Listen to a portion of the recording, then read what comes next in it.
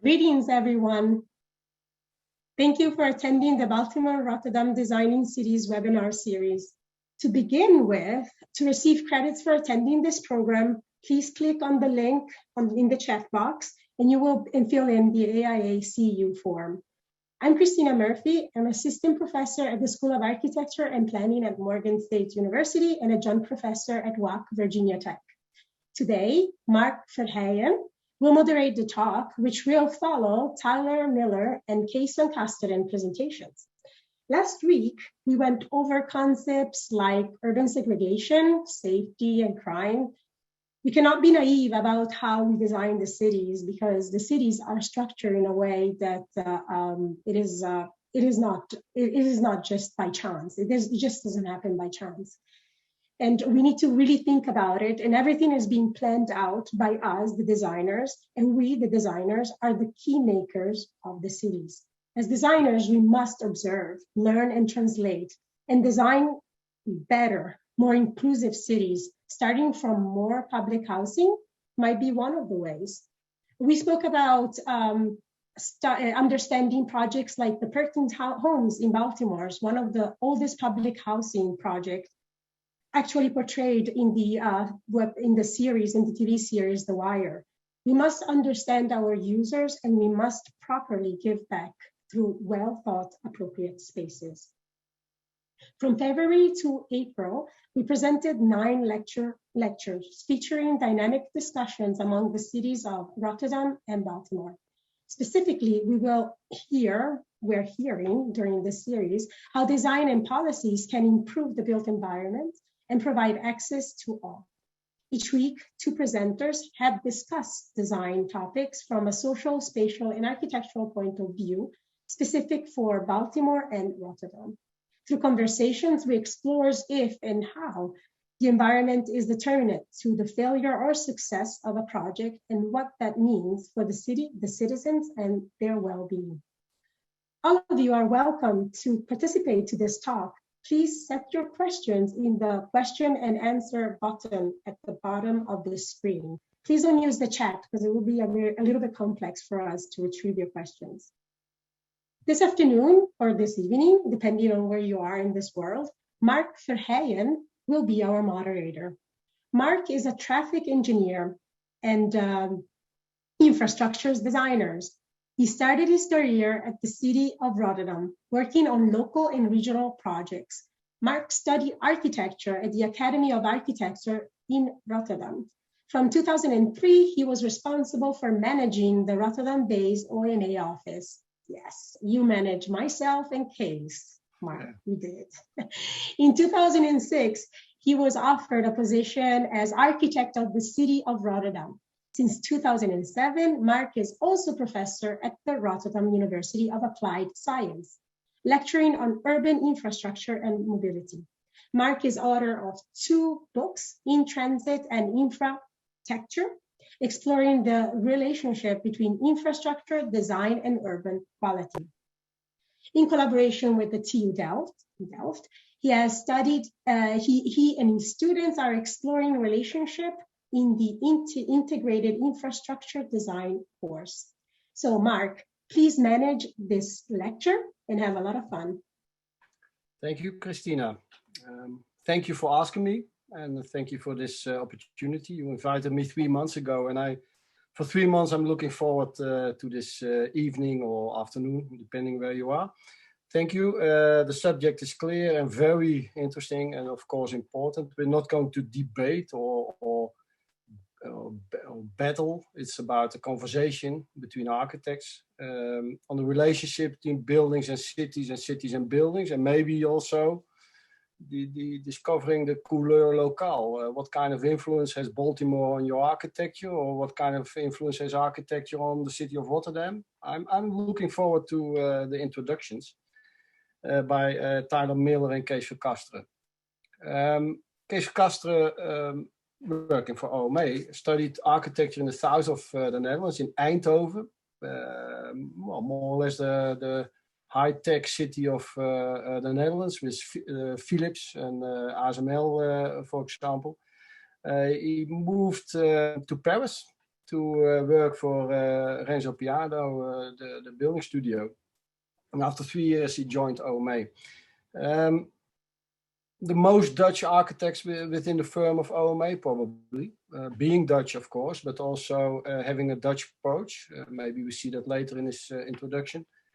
Worked all over the world, of course, if you're working for OMA, but mainly realized also very big and interesting and inspiring projects within the Netherlands itself. So he basically cycles to work on a daily basis and works from Rotterdam.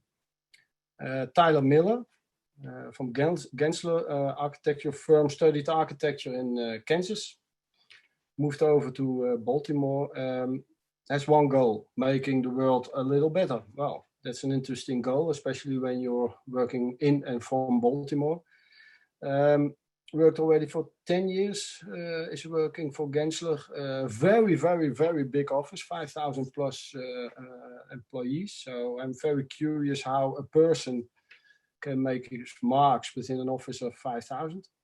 By the way, I managed OMA, but I'm not a manager. If you're working for OMA, you don't need to manage a lot, but that's another discussion. But managing an office for 5,000 would be a very interesting work. Worked on all scales, from towers to master planning, single family homes. Did it all with the same energy, always human focused, always looking for collaboration with professionals, but also with people of the community. And or like case, always commute to his office by bicycle. So all three of us have one thing in common: we cycle a lot.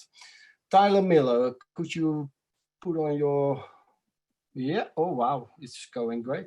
The floor is yours, 20 minutes. Let's have your introduction. I'm looking forward to it. People who have questions already, please put it in the Q&A and we come back to that later. Tyler, floor is yours. Awesome. Thank you so much, Mark. Really happy we're recording this. I may steal that introduction for future use. Everyone, I'm Tyler. I work at Gensler Baltimore. We are but one office in the web of Gensler. As Mark mentioned, we're a global firm with 6,000 employees. I love this graphic because, the sun really never sets on Gensler. It's morning for someone, it's night for others, but there's always an office somewhere open.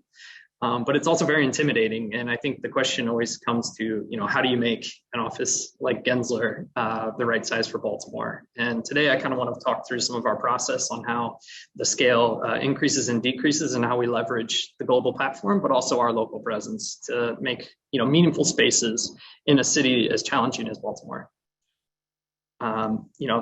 I think just to introduce you all, this is Baltimore City at large. Our office is right off the harbor, and the projects I'm talking about today, you can see geographically are scattered across the city, and that's very intentional. We can talk about the different conditions that we experienced and also just some of the different ways we engage the community when we're working in the city. I'd like to start with Penn Station. That's a very large civic project that sits in the heart of our city. We're on a very important rail corridor between New York and Washington, D.C., with stops in Philly and Jersey, Baltimore. This is a project that seldom gets done in Baltimore. This is a rarity for us, and it's an incredibly important project that'll only be done once in a generation. And it helps us to be a large firm in these scenarios, right? We can bring in talent from England, rail specialists from Europe. It allows us to kind of bring attention to Baltimore that may not otherwise exist. But the challenge, of course, is always doing it in a way that's right for Baltimore. And one of the first things that we like to do before we're putting too much pen to paper is a thorough community engagement process. Unfortunately, the photos of these are always a little bit blurry and scant because it's a very messy, loud environment to be in. But we really think that this is a formative procedure, and it's something that we have to do in order to make sure that we're on the right track. And we don't just evaluate our designs by community engagement. It's not performative. We're not just looking for feedback on pictures. We're actually looking to inform the initial approach. So you can see here a couple different scenarios that we worked through. One was determining access to their station, vehicle timing, use, destination. We had large panels where it was kind of broad community feedback. We also had table charrettes where we established hierarchy. We interviewed people about the neighborhoods they're coming from, the criteria that they want to see accomplished. We're pulling all kinds of quotes and meaningful, direction from these exercises. We start to diagram over the top of that and understand, again, people's the way they approach the station, the corridors that they celebrate, corridors they fear, and we start to incorporate that into our projects so that things are right-sized. You can see here one of the feedbacks we heard was having right-sized retail. The opportunity for small-scale retail and local people to come in and put a foothold within a train station, which is really important in Baltimore. The idea that the bridges adjacent to the train station are not desirable, and trying to push traffic through this kind of elevated retail experience that's a part of our train station now too, so that it's serving more than just commuters. Obviously, creating beautiful space is important, but it means nothing if it doesn't reflect the community in which it sits. So, these images are great, but for us, they only mean something when people are happy and enthusiastic about, the potential that they represent. Some of it is just adding access to spaces that don't normally exist. If you live in Baltimore, this front corridor is just jammed with taxi cabs most days. We're trying to get past that. We're trying to, find these touch points that, again, show people a new light for Baltimore, a new potential in our city. Now, of course, this is a very long-term project, and we all know that the past few years, things have changed. So even since the past community engagement, we, are proposing a different approach. But even more important than that, while we are honored to be working on institutions like Amtrak, Baltimore Penn Station, we recognize that we're landing this within a neighborhood that we also owe something to, just for the privilege of participating, and we need to be listening. And one such opportunity arose amid the pandemic. This is a very prominent locally all the businesses on this street are very local, but during the pandemic, it's largely eateries and theaters. They experienced a huge decline in business. And so the city had an initiative to help out commercial corridors like this, and we took part. So it was called Design for Distance.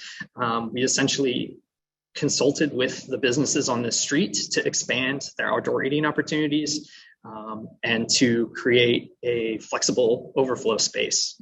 So there's nothing like flexible space than parking in America. We recognize the adaptability of this lane here that wasn't used for any bus stops or anything else. We decided to take it over. We partnered with the restaurants along that street to devise a system of platforms that allowed for seats to occupy it. We created, we were required to have jersey barriers in the street to prevent buses and traffic and all that, but we also encapsulate those with these planters that we built as well. And we introduced native habitat in those spaces. And you can see here, this is a montage of our employees doing this work. This is not just performative. We worked with a contracting partner who's local to Baltimore. We helped them build their business for construction and material supplies. And then we got to work ourselves, talking through the easiest way to construct with them and then working alongside them to make this a reality. And we're very proud of that. And, it's not something we do with our normal day-to-day swinging hammers like this, but it's something that we're capable of doing. And I think it shows the kind of energy that this office has outside of just Gensler. We're Gensler Baltimore. And, we were rewarded for our work with an interior design award, which I think is pretty rare that the architects build their award-winning projects. So we're very proud of that. But I always think back to this graphic. If I'm going to volunteer in my community as Tyler, if it's making sandwiches at a food shelter, I'd probably make $9 to $15 an hour. But if I take that same amount of time and work as an architect for my community, I could make 3 times. It's an exponential increase in my impact, and I allow communities to access something that they normally can't afford. So in Gensler Baltimore, we really think it's important not only to be engaged and involved with the community on pro bono levels, but to do so as designers, because that's where we have the most impact, and that's where the scarcity lies. So I want to talk about a project that started with just that, the Southwest Partnership Master Plan. What that is a coalition of neighborhoods in Western Baltimore who came around the idea that there was investment occurring on this main commercial corridor, but they also wanted to roadmap the important institutions in the neighborhood so that they could advocate for how this new development was going to occur. So they wanted to have a document in hand when developers come to do work so that they could pitch back to it and develop a series of standards, an attitude towards mobility, and a means for advocating for better design that wasn't hiring an architect. You know, a document like this serves that purpose when they go to the city. They can set forth their desires and make sure that they're met. So the first thing a project like this starts with is not pretty pictures, but it's coalition building. It's bringing together the neighborhoods, right? Understanding the people that are there. It's bringing together the institutions, the people who are looking to be there, that have the money currently, where the political collateral lies, and then making sure that there's a forum for that engagement so that the right parties are talking to each other, but it's not a cacophony of everyone's opinion at once. You know, we don't want performative engagement, we want meaningful engagement.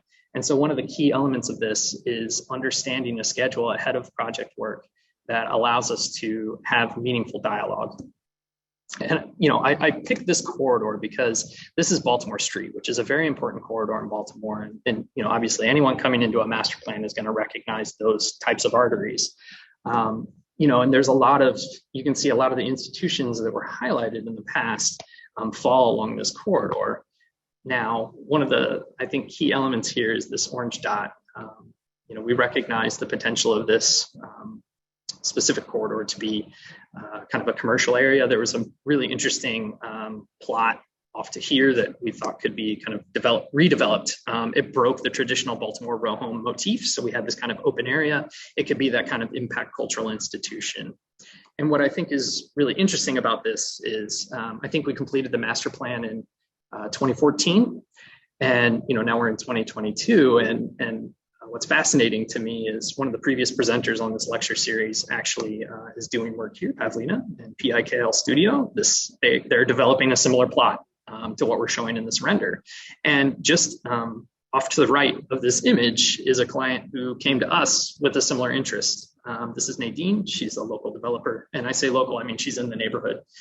She's looking to develop an affordable women's housing for single mothers in the area who work in the medical field. So it's a supplement to the medical and biopark anchors.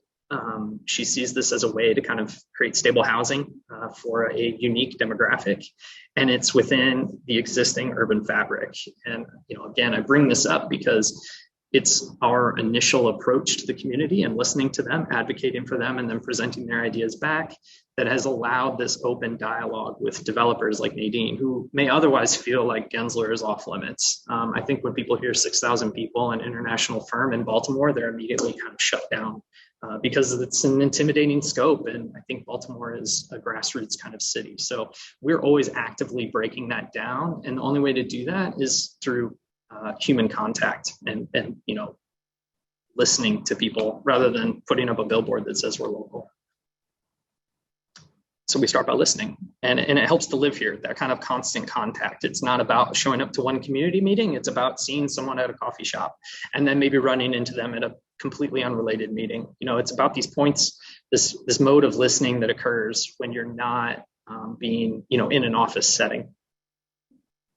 So I show this rendering of Rashfield because, you know, we released this to the community and immediately heard a lot of critique on whether this was an appropriate design for Baltimore and whether or not it was something that could ever be done in this city. And, you know, it's amazing when you present something exciting and you hear backlash against it, right? Of course we deserve this, and of course we're capable, but I think people didn't understand that Gensler could have this kind of mode of operating, but what really the roots of this project occurred years before across the city. So, you know, it started in Eager Park, which is, you know, a part of a Johns Hopkins investment. It's a park space that bridges between the institution of Johns Hopkins and a very dense, predominantly Black neighborhood that sits just to the north of it. And the way we started that project, again, was not by drawing pretty pictures. We worked with our landscape architect partner, Mahan Reichel, in Baltimore. And we had a series of community charrettes. You can see the project was about 11 years old in terms of concept at that point. There was a lot of kind of Hopkins development that occurred. And then the park basically became enacted in 2012. And we had a good 2 years of community engagement where we would go to people, allow them to charrette, help us define program for the space, help us ideate on maintenance, on the use of it altogether. And then we started to lay those out within the physical space, in easy, clear to read community, diagrams that were meant for the community. And then we take them back to the community to make sure that the intent is met and that they feel like they're being heard. And only from that does form and architecture come. We don't get ahead of ourselves on the meaning of a white shade structure. We're not trying to imply that that's meaningful, but we understood that they needed programmatic space. And I think the most telling factor of that is, how people start to use it. It's easy enough to kind of render people using it, but I think when you start to look at, the presence on social media, the kind of things people celebrate about it, you can start to see that it's not one moment or one icon. It's the entire park being used for different people, for different purposes at different times of day. And, that's really what we're here to do. Ultimately, our work is a backdrop. It's a facilitator if it needs to be, but at the end of the day, it's not the shining object. It is just something around which cool things happen. Which brings me back to RAvB. So we've had, years of experience at this point developing park space with the same client. This is another Mahan-Reichel partnership. But this one, as you can see, is in a very prominent park within Baltimore. The Inner Harbor is kind of a sacred space in some ways, but it was in need of development. There was very little meaning there currently. It's some retail shops, a lot of brutalist kind of concrete spaces, but no real actual program associated with them. It was basically benches. And we sought to inject as much meaningful program as possible. So you can see here there's a considerable amount of topography change, but one major route was physical connection from above. There's nature play, kinetic play, a skate park, and then this kind of learning pavilion that would house a cafe and then an expansion space for outdoor teaching. The Science Center sits immediately adjacent. The client desired that they would have outdoor programming associated with phase 2 of the park, native habitats and things, and they wanted a place to present. So we, as the architect, were in charge of the cafe and the presentation space. And you guessed it, it started with community engagement.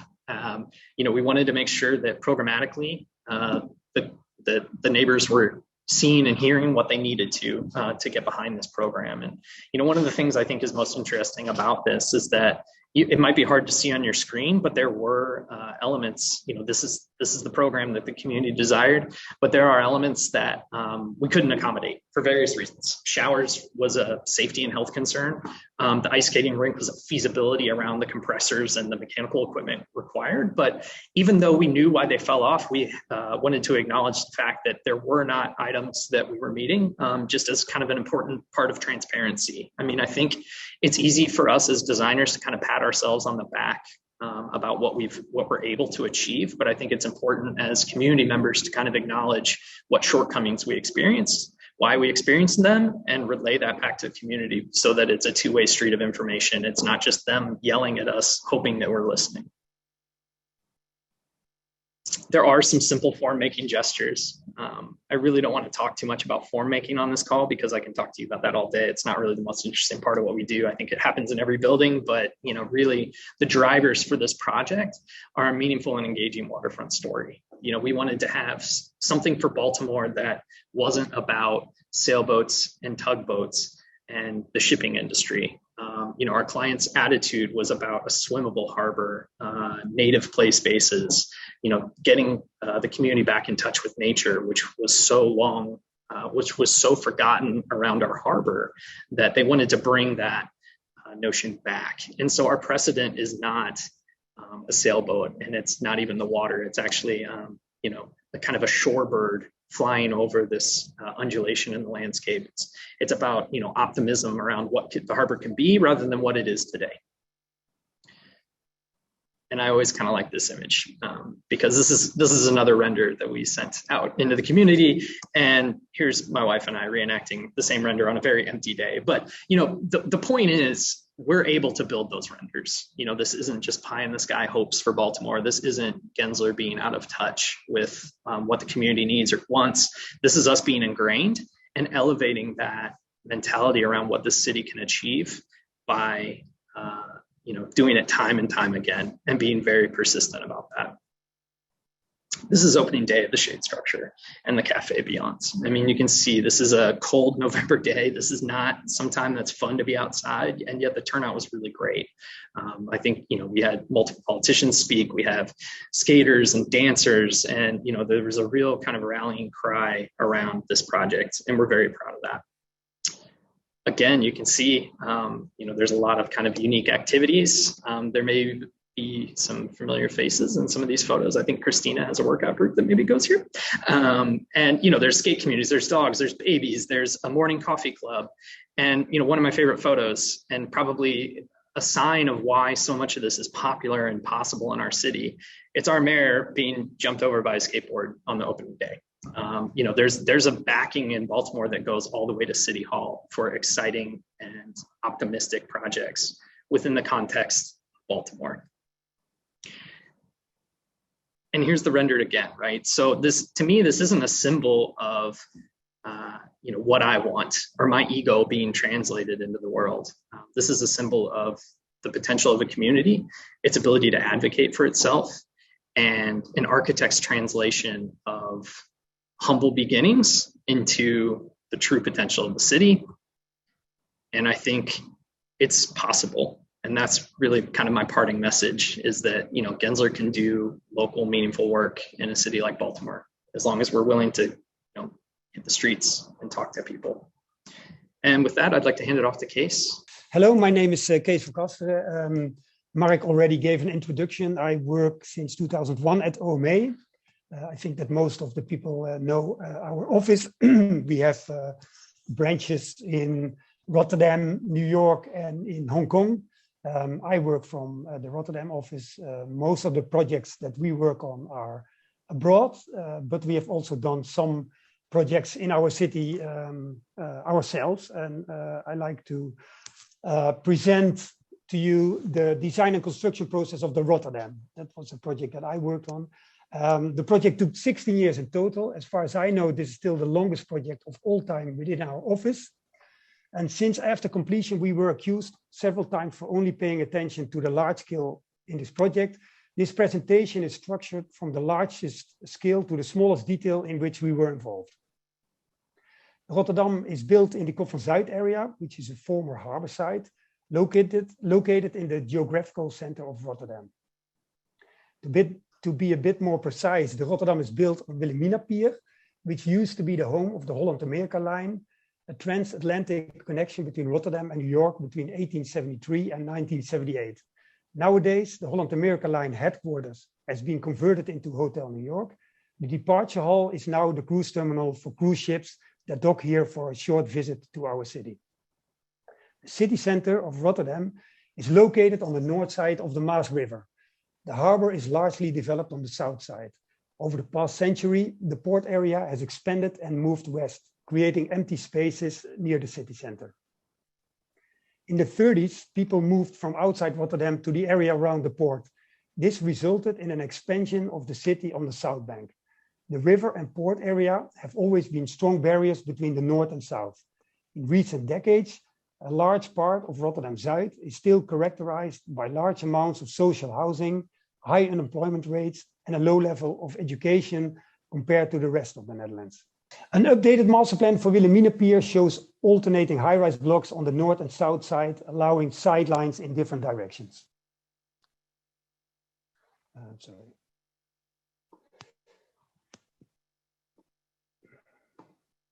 As already mentioned, the entire process of the Rotterdam took 16 years. This image shows Wilhelmina Pier at the start of our project. This is an image of Wilhelmina Pier at the start of construction. As you can see, a lot has happened in the meantime. Our project started mid-97 at a time when the sky was the limit. The project stopped 1 month after September 11, 2001.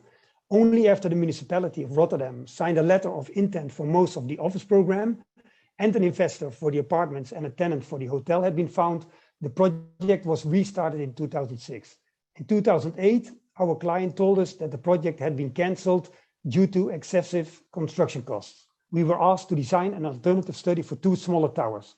A few weeks later, before presenting our study, we were informed that negotiations with the contractor had resumed. Construction finally started at the beginning of 2009. Completion was in December 2013. In the end, the project survived 4 crises, and after 16 years, the Dutch stock exchange was pretty much at the same level as in '97. I'm going to talk about the building in its context. The brief in '97 was a mixed-use building of 115,000 square meters. Fascinated by the mix of functions and size of the program, we conceived a vertical city as a mini skyline. However, this scheme proved unable to accommodate the constantly changing requests by our client. We therefore proposed a more flexible scheme with a communal plinth, and on top of that, the main programs in different blocks that were shifting in plan and section. That scheme has proven itself to be very flexible. All these models are quite different in program and in size. In the end, we made hundreds of them. Due to the shifted blocks, the volume has a different shape from each point of view. In addition, the shifted blocks provide views in different directions from any point in the building. And the shifted blocks, together with the mix of functions, compensate for the large scale of the building in its context. From the start, the project changed several times and only got bigger. These images show the project in SD phase before it stopped in 2001. This is the final DD scheme from 2009, with a GFA of 162,000 square meters, making it the largest building in the Netherlands in terms of floor area. To maximize revenue, our project eventually grew 141%, as did putting an A4 in the copier and increasing it to A3. At a certain point, we had to stop the client, otherwise the building would even be bigger. The volume becomes architecture. The building is anchored in its context through routes and sidelines that run from outside to inside and continue in floor plans and in section, creating strong visual connections between the different programs within the building. The ground floor has been kept as transparent as possible. Part of the back of house area is on other floors. A large central lobby functions as the main entrance and is designed as a multi-purpose space. A large glazed atrium connects all the floors in the plinth, including the parking floors, which are also fully glazed, and extends outwards till the bottom of one of the high-rise blocks at 85 meters. These are some of the events that took place in the central lobby. The typical floor in the low-rise blocks has 6 apartments in the west tower, offices in the middle tower, and 19 hotel rooms in the east tower. The typical floor in the high-rise blocks has again 6 apartments in the west tower, offices in both the middle tower and east tower. Here you can see the effect of the shifted volumes in the middle tower and from one of the apartments in the west tower. This image shows the section from west to east. Yellow is communal space, blue is residential, green offices, and red hotel. Due to the different level heights in the housing, offices, and hotel, the west tower has 44 floors, the middle tower 40 floors, and the east tower 42 floors. The main technical floors in the middle tower and the east tower are at the top floor of the low rise in gray. Initially, our facade design consisted of a patchwork of typical facades. In 2001, right before we stopped, we figured out that a patchwork design was too fashionable and not timeless enough for a building of this scale. Therefore, we designed one type of facade for the entire building. The facade design is determined by the maximum percentage of vision glass based on energy calculations. The maximum percentage is different for each program. Other variables in the facade design are level height, spandrel height, mullion width, G value, and light transmission. There are operable parts in the low-rise offices, hotel and residential tower, and there are balconies located on the entire west facade of the residential tower. Initially, our client didn't want balconies at the apartments for cost reasons, And after finding out that the apartments would be much easier to sell if they had a balcony, we were asked at a late stage to integrate balconies into our design. Our proposal was to move the west facade 900 millimeters outwards and introduce a balcony zone of 1800 millimeters. This way, half of the apartments have a balcony, the other apartments still have loggias and French balconies. The Architectural Review Committee was not immediately convinced by our new facade proposal, since this approach would emphasize the large scale of the building. Rotterdam is almost as large as all towers on Wilhelmina Pier together. We were, however, intrigued by the idea that the appearance of the building was determined by the various day cycles of each program. During the day, the facade looks generic, as you can see here, while in the evening it looks completely different. From the structure point of view, the three towers form one whole. The building has no expansion joints because the towers overlap. Because the building is one whole, the cores have been kept to a minimum in favor of an open floor plan. In the low-rise part, the cores have been enlarged by outriggers and trusses for stability in the cross-section. The contract between the client and the contractor was signed after two last optimizations. First of all, we were asked to delete as much diagonals as possible, as this interrupted efficient flow during the construction phase. The contractor wanted to construct one level per week. In this section, you can clearly see that many details were eliminated. In addition, a last enlargement of the building was proposed by the contractor. He suggested extending the floor slabs to the maximum cantilever from the columns. These extra square meters were almost for free and created more revenue for the client. As I said, Rotterdam is the largest building in the Netherlands. The largest building in the Netherlands has about the worst soil conditions in the Netherlands. The building balances by means of 1200 piles on a thin sand layer at a depth of 20 meters. According to the structural calculations, the building would move about 17 centimeters down during the construction site and another 3 centimeters during the first 50 years. Due to the shifted volumes, there is an uneven settlement. Settlement at the cores would be 6 centimeters more than at the edges. In order to solve the uneven settlement, the lowest basement floor is 6 centimeters convex. Due to the uneven settlement, this floor becomes more and more horizontal during construction, but the floors above would deform. Using jacks, the outer columns can be lowered so that the settlement occurs evenly. At certain moments during construction, a 1 centimeter steel plate was removed to allow the columns at the basement to lower. At the end, these columns were lowered by 6 centimeters. Due to the cantilevers of the high-rise volumes, columns in the low-rise are loaded differently. This would cause deformation in the low-rise volumes and warp the towers. By using jacks on the top floor of the low-rise, the columns under the cantilever could be extended. At certain points during construction, a 1 centimeter steel plate was placed to extend the low-rise columns below the cantilever. At the end, these columns were extended by 6 centimeters. We thought it was interesting to keep the jack structure on the main meeting floor as a souvenir. It's now used as the most stable bookshelf ever. The settlements had a large influence on the detailing. For example, a large part of the facade had already been placed while the building was still moving. Because the building had no expansion joints, cracks have arisen everywhere in the concrete structure, which have been filled at the end. According to our structural engineer, this was all part of the plan. The law of large numbers applies very much to the Rotterdam. This means that a few euros, more or less per square meter, ultimately made a big difference. Simple things like sockets in color were found too expensive, considering the 10.5 kilometers length of cable trays. Sometimes you get interesting ideas during construction. Due to the small construction site, all 5 cranes were placed inside the building, as you can see here. After dismantling, they left huge holes in the floor that had to be closed. From one of the holes, there was an impressive view down to the atrium in the plinth. After the recent completion of our CCTV tower in Beijing, which had a glass floor at 200 meters, we thought it would be nice to do something similar in the Rotterdam. Normally, holes in the floor are expensive. Now they were already there. Our client was immediately enthusiastic, but on second thought, feared that it would hurt the construction flow as we were almost finished. As a final effort to convince him, we created this New Year's card to wish the team a spectacular 2013. Unfortunately, it didn't help and the glass floor never happened.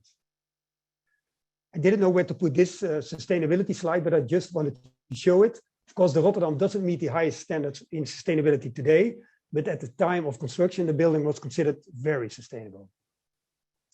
The interiors of the hotel.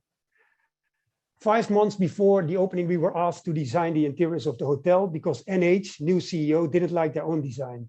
The challenge was that there was very little time left and some of the interiors was under construction or had already been ordered. NH decided that the theme for the interiors in the now Rotterdam was art and architecture. Since the architecture part was already present through the building itself, our approach was to design a neutral environment where varying art can be displayed. This would make the hotel look different on each visit. For the communal floors in the plinth, we proposed neutral wall finishes, curtains, theater lighting, and locations for art and video projections. The mock-up room was built within a month. The plastic wooden floor was already chosen by the hotel. Images of the final result of the ground floor. The Congress area on the 6th floor. Again, the carpet was already determined by the hotel. They told us that they use this carpet in each hotel of theirs. The bar restaurant on the 7th floor, which is used for breakfast, lunch, dinner, and as a nightclub. And it has a nice roof terrace, which is quite popular because of a nice view towards the city center and a beautiful sunset. On the room levels, the larger corner rooms have interiors in white, gray, and gold. And as you could see on the mock-up image, the rooms in the middle are a bit more colorful. The ground floor. This scheme shows our proposal for the materials on the ground floor. In the end, it changed slightly. All elevator lobbies are in brass and the stone for the floor and the core walls have been exchanged. Stone wall cladding actually did not fit in our budget. According to the supplier, the choices were limited to a few very uniform dull textures. So we went to the quarry that he had in mind ourselves and found an area where the stone looked much more attractive. The reception desks are in brass, which fits nicely with the brass and stone in the lobbies. And signage on the ground floor was done by our model shop and put by myself. Our client only wanted to spend money on stickers, so we had to kind of offer this for free. The elevator cabins are designed by us, except for the hotel elevators. And this image shows the elevators in the atrium, the residential tower, and the office tower. Last but not least, right before completion, we were asked to design a coffee bar for the central lobby. Being a home barista and roaster myself, this was the icing on the cake. Not only did we take care of the design of the bar, I also proposed the coffee equipment like the espresso machine, the grinder, and the tap for slow coffee, and the coffee beans as well. Thank you very much. Well, thank you, Kees. Tyler, could you join and put on your mic? And thank you.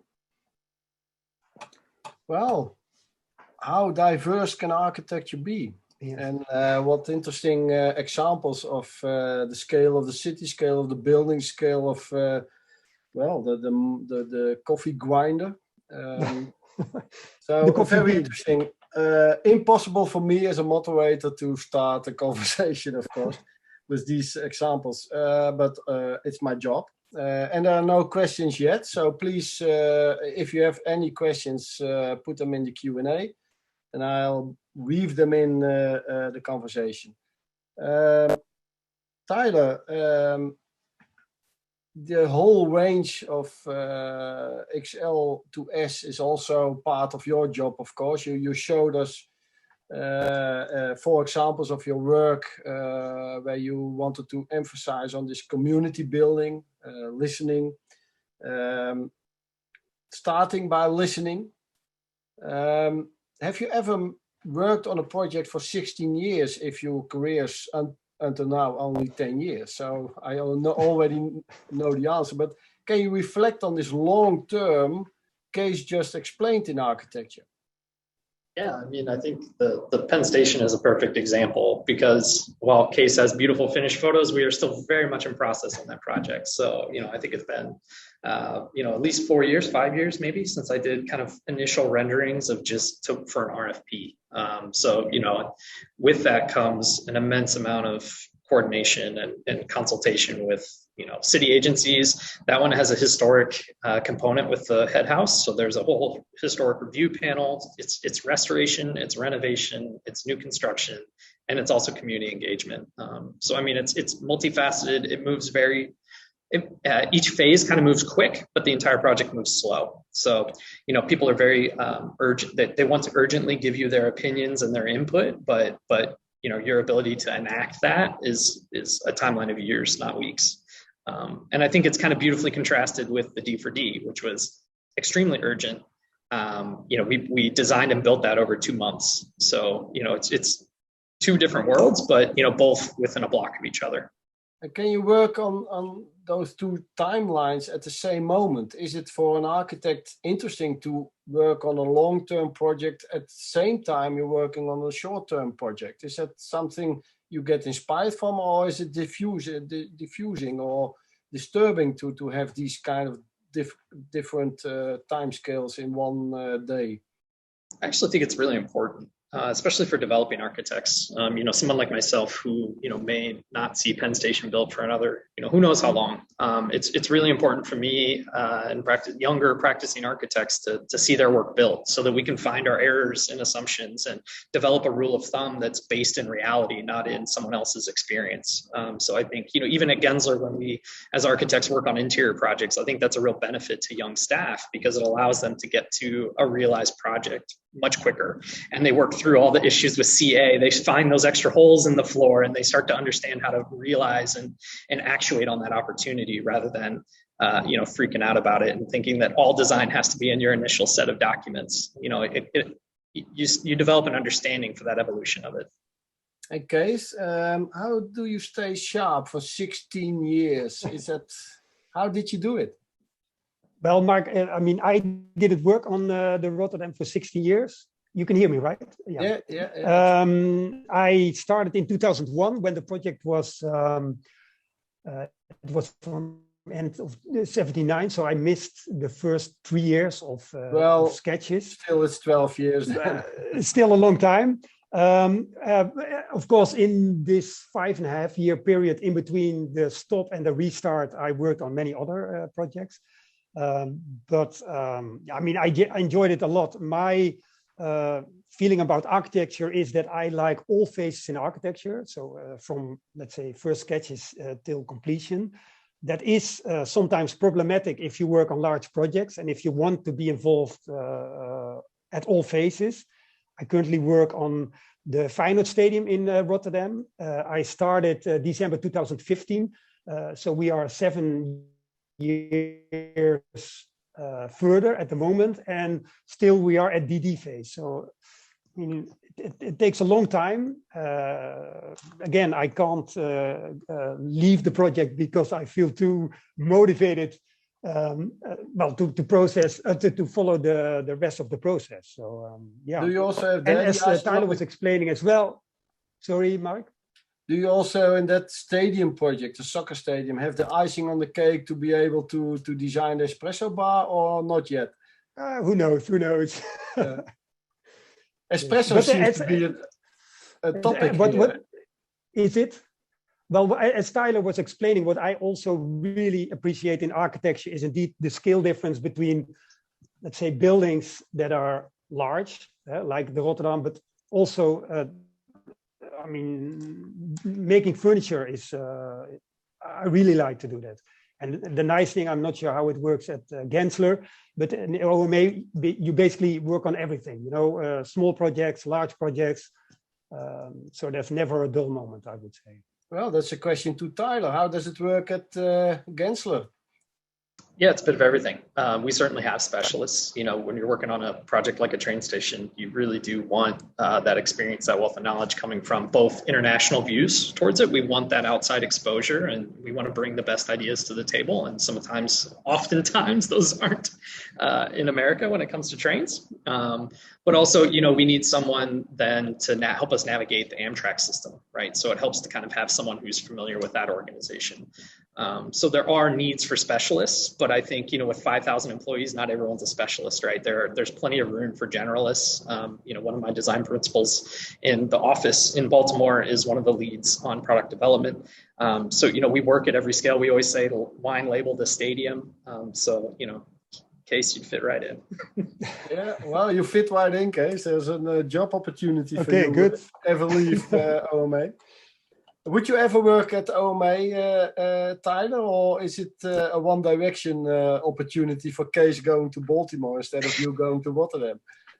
No, I mean, I think everyone, one of the things I find is that the passion for design is basically universal. I think, Kees and I are talking about two very different economies and in cultures to be practicing within, but you hear us speak, I think, with the same passions and the same curiosities. And, I think we get energized by the same things. And so, I would encourage anyone to kind of dissolve your idea of what firm you want to work for and really think about the type of work you want to do. This, what intrigues me, one of the things that intrigues me in your introduction, Tyler, is that it seems you go in the city, in the neighborhood, just taking a coffee, walking around, start talking to somebody passing, asking questions, and so you come into sort of touch with the topic you're working on or the project that is coming. Can you elaborate on that a bit more? How does it work for you? And is it your strategy, or is it a Baltimore strategy, or is it a Gensler strategy, or is it? I think it's a designer strategy. I think I think architects are trained to think they have the answers, to be confident in their answers, and I think if we hit the city like that, we fail to ask the right questions, right? We just think we have the right answers. If we're presented with a question, we can come up with the right answer. And I think, there's a component of research and experience that needs to find its way into that, and that you can't shortcut that. You have to it's a day-to-day process. Marc, I was really intrigued by your question of how I get to work, because I think that's actually hugely informative in the way we experience the city, the pace at which we experience it. There's something about being on a bike that slows you down and makes you a lot more cognizant of sidewalks and parking spaces and, the kind of different layer rather than being in a car, which is largely highway driven. So I think, and all of my colleagues have different experiences like that. So having a diverse office and a diverse kind of way to interact with the city it makes us better designers, and that's universal. I don't care where you live, it makes you better. How does it work for you, Kees? Because in this example, I know you work on a lot of other projects. Your discussion, the debate, or even the battle was with the client and sometimes the city, but not with the future users, because they were not known at the moment you designed. So you couldn't discuss emotion or subtleties. Is that English? Well, you know what I mean. With people who would going to use your building. How did it work for you to really have touch with the local situation, with the situation in the surrounding that was completely changing, not only by your building but also other buildings? Yeah, that's a good question, Marc, because what I felt, what I felt problematic for a long time working on the Rotterdam was that for a long time we were not allowed by the client to have direct contact. At a certain moment, of course, it happened and it was accepted, etc. But for a long time, we were not allowed to have direct contact with users like the hotel, the housing corporation, etc. And I found that really difficult. As I said, at this moment, I work on the Feyenoord Stadium, which is the complete opposite, where we have regular workshops with fans, with people from the neighborhood, etc., etc. But I mean, I consider the Rotterdam, of course, it's a building which is already, it's completed in 2013. Maybe, I don't know, a bit like an old-fashioned process of a project developer that wants to make money and doesn't care too much about how well. That's also not right if I claim that, but. If the users are happy about the building, Very good. Yeah. This the lower 6, 7, 8 stories in your introduction, you explained that those are the most public. Yeah. Is that an element in the whole building that really is on is the effort of OMA, or was it already the client wish and How did you work on that to really create a public, lower floor, the lower 8 floors? So yeah, 7 floors. Yeah. Well, as far as we are concerned, the plinth should have been much more public. We always had programs proposed like a museum, a swimming pool, whatever. I mean, in the end, one of the public floors became an office space, all due to market conditions, etc. But we have argued, or we have discussed a lot of times the let's say the public level of the building. Also, as far as we were concerned, the building also deserved a super nice viewing platform at the top floors, which is also not possible for financial reasons. I mean, for market reasons, whatever, you know. I'm going to ask you guys to ask each other a question, but in the meanwhile, so think of it. But in the meanwhile, I want to express to all the listeners, if you have questions, please put them in the Q&A. Kees, listening to Tyler's introduction, what would be your question to Tyler? Well, what I found interesting of Tyler's presentation is that he has worked, or I'm not sure if you work also on projects outside Baltimore, but I think by now you already have done quite a few projects within your city. And I think that's quite interesting because you really feel like you are co-creating the city where you live. And in OMA, sometimes, I mean, I've worked on projects in Korea, where your attachment with the local context is of course different than from your hometown or the country where you live. So I think that is of course both parts are interesting. But Tyler, did you ever work on projects outside the US then, or outside your state? Probably yes, but certainly outside the state, yeah. One of my biggest projects right now is in Lower Hill, Pittsburgh. So it's basically a re-envisioning. Well, it's actually it's a very complex project. I kind of avoided presenting it because I could have spent 40 minutes on that. You would have never gotten to speak, Kees. But it does build on a lot of the principles that the Baltimore office has kind of predicated themselves on. So a lot of this community engagement and I don't want to say rebuilding, but kind of repairing the urban fabric. Pittsburgh is like that times 50. It's 28 acres right off of downtown, in a formerly vibrant Black neighborhood that was demolished for a stadium district and now is demolished again and is kind of left vacant. And so working with the city to kind of re-envision 28 acres just outside of the downtown is everything I'd presented on, but now just a lot more impact.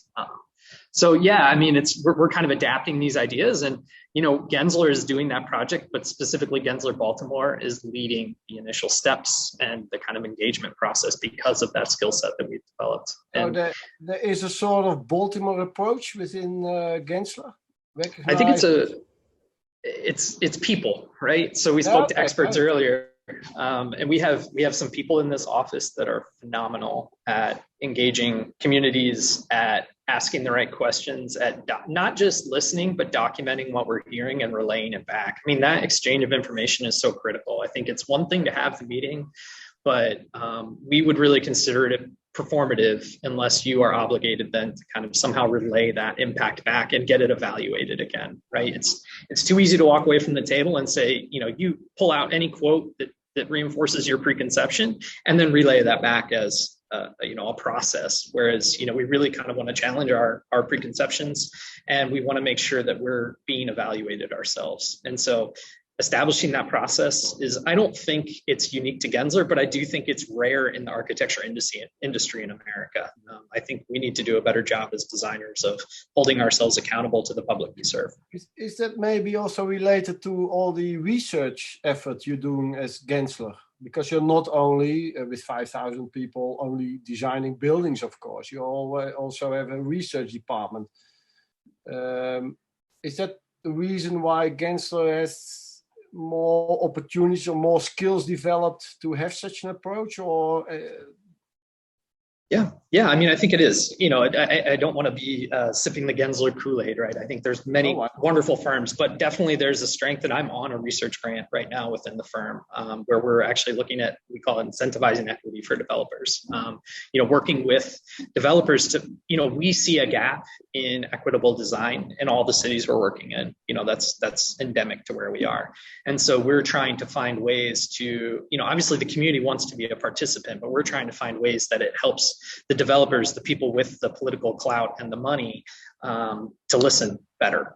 And so, you know, we're finding levers to pull and mechanisms by which we can advocate better for the cities we're practicing in, because we're trusted advisors to these developers, and we can be a conduit up the chain, not just back down the chain, presenting the design and the program. In a hotel that has so many units, we also want to make sure that the community is being heard at the meeting table when we're discussing those things. What question would you want to ask Kees? So, Kees, I'm just so curious. You know, what an amazingly complex project. I think you took my entire portfolio and put it in one building. And I'm so curious about what, you know, I know you said the scale increased, but how does a project like that even, what are the first conversations you have when someone comes with a project like that? Wow, that differs per project, I would say. When I started on the Rotterdam, of course, it was not at the very beginning, but it was still like the program was still fluent. That is also, I mean, different in other projects. Sometimes you have a super well-defined program. I think that this was a program on a sort of city scale. This is something that we want to develop as a project developer, and it has the main functions, housing, hotel, offices. I mean, we had different functions like a cinema, and as I said, we were always pushing a bit for a swimming pool and museum and things like that. So yeah, the project was, I mean, this particular project was always a bit evolving, you know, and again, the cinema got in, then it got out, then it got in again. The only constant factor was that the building grew and grew, you know. And your model, because you worked with a beautiful model. Did that change every week, or the big model, not only the small models? I mean, I also worked on a 1 to 200 model myself, Mark, and at that time we were pretty fixed, I have to say. But of the hundreds blue foam models, I made, I think, the majority of them. Yeah. Because Cristina, you joined the office when the model had to be dusted off because it was all, Don't make me think about this one, Mark. But yes, definitely, I joined the office when Kees was dusting the model off. Yeah. Because it was in an on-hold period. In your chart, it was on the downside. In that one chart. Kees, like Gensler, OMA also has a research department, not OMA but AMO. What kind of relation do you have with all the research being done at AMO? Does it help you in your concepts, in your design choices? How does it work within the company? Yeah, I mean, before it was more strict. AMO, I think, started when OMA was doing the Seattle Library. I think at that time, REM thought it would be interesting to at least have some sort of research branch within the office. And nowadays, I have to say that the work of AMO and OMA is a bit connected or integrated. I mean, sometimes we as an architect, like in the case of the soccer stadium, I mean, we did some research on soccer stadiums ourselves. Of course, we never built a soccer stadium or a multifunctional stadium. So we also had to learn about organizing big events like pop concerts in soccer stadiums. So I think that within OMA, whether you work on an architecture project or some sort of theoretical research, we always take the time to carefully investigate what the project is all about. So I think that there is not a clear distinction between OMA and AMO at this moment, I would say. Yeah. Of course, we do have people that are researchers, and I have nothing to do with architecture at all. But again, there are also people that do both architecture and researching. Yeah. I think that the same goes for Tyler, right? That's what I also understood. Yeah. There was one, well, I want to take at the end one quote of Tyler. He said it's not about my ego, but about creating a symbol for the community. Yeah? You showed us some examples of what you mean with that. Kees, could you say that the Rotterdam is a symbol for the community, or is it too big or too anonymous for that? Or does it play a role, this symbolism in architecture, on a certain level? Good question, Marc. It's a symbol for the city because it's inevitable. It's next to Erasmus Bridge, so most of the postcards of Rotterdam do have our building on it. I mean, this is not a building for, let's say, a super local community. It's simple as that. Well, it hosts maybe because it's from a different.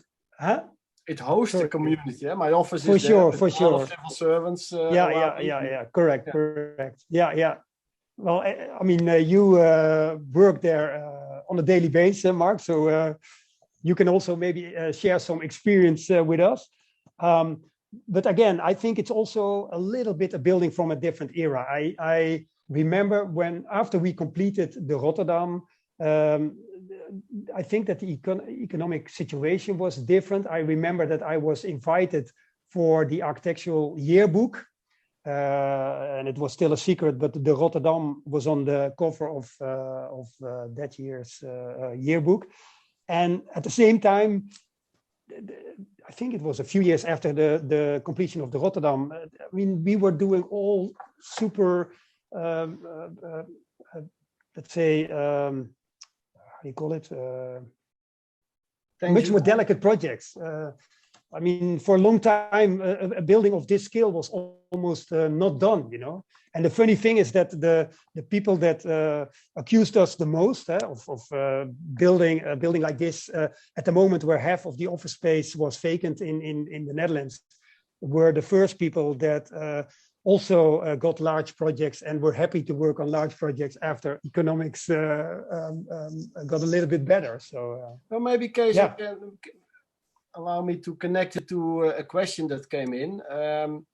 How can you take the ethos of sustainability and community engagement within the practice of architecture? You explained to us that this is maybe of another era. It functions great, but you would do it differently now. And so how can architecture play a role in this addressing the bigger, the greater global challenges? Does architecture play a role in that? I think it does, and I think it should. I mean, if we now work on, I mean, like the Rotterdam Stadium, I mean, sustainability, involvement of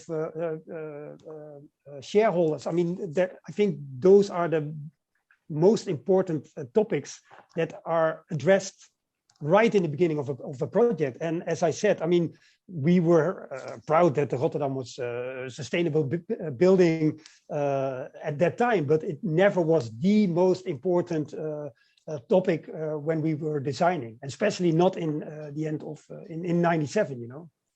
And now the client always puts it on the agenda at the first moment. For the stadium, the client asked us the most sustainable stadium in the world. So that's the question you get from a client. Tyler, do you have the same experience in your region of the world, that the clients ask for sustainable top projects? Some clients, yes. I think it's still a rarity. I think, you know, there's an acknowledgement of the need to be sustainable, but I think, you know, the levels at which they aspire are much lower than the most. I think, you know, we try to kind of find low-hanging fruit. I think in America, a lot of the impetus is on designers to kind of make smart moves early. You know, so obviously the most sustainable thing we can do is site the building better, right? So, you know, trying to kind of approach early conversations with the no-brainer moves, and then, you know, getting into the complex HVAC systems as the opportunity arises. We certainly advocate for a high level of sustainability, but there is, there's still a price point that's associated with the highest levels of it. And I think, Kees, you make a really great point, which is it's constantly evolving too. So, taking the best measures today in 10 years, you still will be outdated. And so, that kind of becomes a bit discouraging for some people, I think, because it's like, well, I'm going to invest all this money and will it be a sunk investment? Because it's kind of an experiment. So I think we experience a lot of success with the integral items, building siding and glazing, ratios, elements like that. But I think, in order to achieve the highest levels of sustainability, it still takes an immense amount of collaboration on the client's part and our part, and it has to be a real pillar of the design. There's, of course, what kind of definition of sustainability? Is it a sort of mathematical outcome, or is it the belief that if you build a community that really is on a social level connected, maybe that's the basis for a real sustainable society? So it's not only about energy or CO2 or these more environmental elements. It stems from, it's like we can build less parking, or we could build a city that people want to bike in. Yeah. It's much more sustainable for us to build a city people want to bike in and allow them to make that decision. Yeah. And that's kind of where it comes from, I think. Very interesting. Well, there are no more questions. I have no more questions. Kees and Tyler can go on for hours or days or weeks, so they will, but not with us. I want to thank you very much, Tyler and Kees, for your introductions and the conversations. I think really a lot of elements came up that makes an architecture, makes an architect, but also makes architecture and makes cities. So, Cristina, floor is yours. I give it back to you for your final remarks and end words. Well, thank you, Marc. And only toward the end, you disclosed that you do occupy the Rotterdam. You actually could be the best academic in making a post-occupancy study for Kees on the building, I'll say. Anyhow, Tyler, Kees, Marc, Caroline, thank you very much on behalf of the entire audience, Baltimore Rotterdam sister cities, our partners, AIA Baltimore and the Rotterdamse Academie van Bouwkunst. I would like to thank you. And I would like to thank you because, Tyler, your pro bono hours that you're giving to us, to the city, are amazing. You are 6,000 people and still you make time to give us time. So thank you. Thank you for taking care of your community and to empower them. Thank you for designing, thinking about spaces that are for the user, understanding the spaces for what they are and what they are for. Yes, I do use Rashfield, so I do thank you from the bottom of my heart.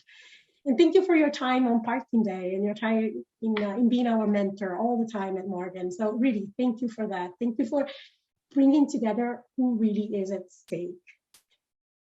Kees, well, thank you for being so careful. Thank you for dusting off that model and really believing that the Rotterdam would be built.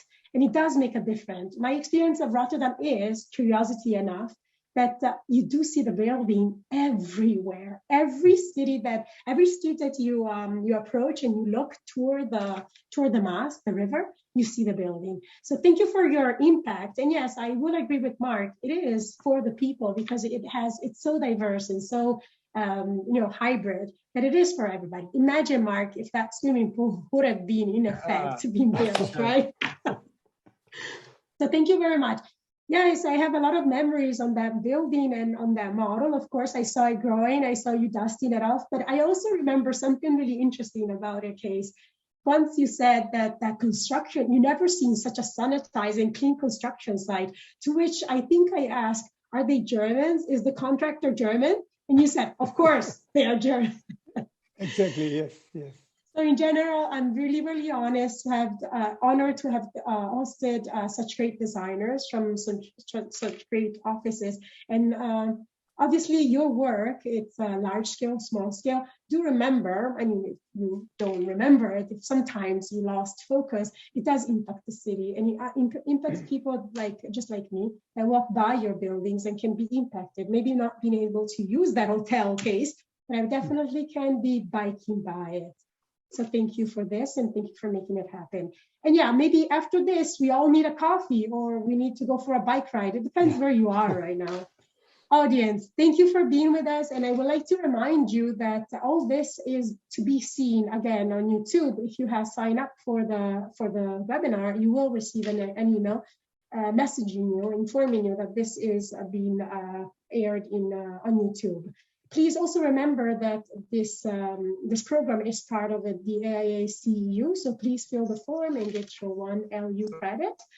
Again, thank you for being with us, and I really sincerely hope you come next week on Tuesday. We're going to welcome Fiverr Sorhar Hoof from Design Collective and Jan Jungert from Superuse Studios, and moderated by Selina Abrams from the University of Amsterdam. That is next Tuesday, the 12th of April. And yes, that will be our last webinar.